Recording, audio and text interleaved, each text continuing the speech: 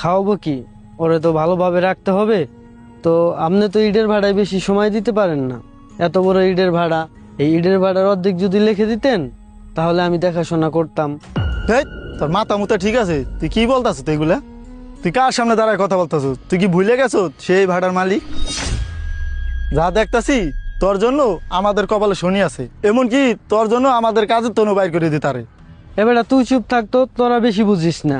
এখন আমার কপাল খুললা যাইতেছে, তো এখন তোদের ভালো লাগতেছে না। দেখো ভাইয়া, সে তো বিয়ে করার জন্য রাজি হয়ে গেছে। তুমি কি আমারে তোমার ভাটার শ্রমিকের সাথে বিয়ে দেবা? আরে না বোন, তোর কি মাথা ঠিক আছে? আমি সামান্য একটা শ্রমিকের সাথে তোর বিয়ে দিব? আমি তো শুধু এটা দেখার জন্য আসছি ও আমার বোনকে স্কুলে যাওয়ার সময় ডিস্টার্ব করে। তোর এত বড় সাহস, তুই সামান্য একজন শ্রমিক হইয়া তুই আমার বোনকে প্রেমের প্রস্তাব দেস? দেখছেন ভাই, আপনি কইছিলেন না আমার কপালে শনি আছে? ঠিকই আমার কপালে শনি আছে। সবাই হ্যাঁ নিকে আমার কাজের জন্য আবার বাই করে দিব। দেখেন তো সবাই কি একটা পেঁচ বাজাইছে। ভাইয়া, তুমি এখন একটা পদক্ষেপ নাও। তুমি এই লোকটারে কাজে থেকে বের করে দাও। তুমি আর ওর এখানে কাজে রাখবা না। হ্যাঁ, সেটা কি আর তোর বলা লাগে? ওরে কি আর আমার এখানে কাজে রাখি? ও আমার খাইয়া আমার পড়া ও আমার সাথে কি বেমানিটা করছে? এই তাকায় তাকায় কি দেখোস?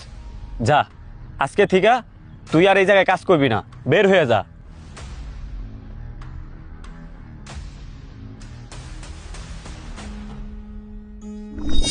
আরে তোরা তাকায় তাকায় কি দেখোস? কখনো এইদিকে নজর দিবি না, যা কাজ কর।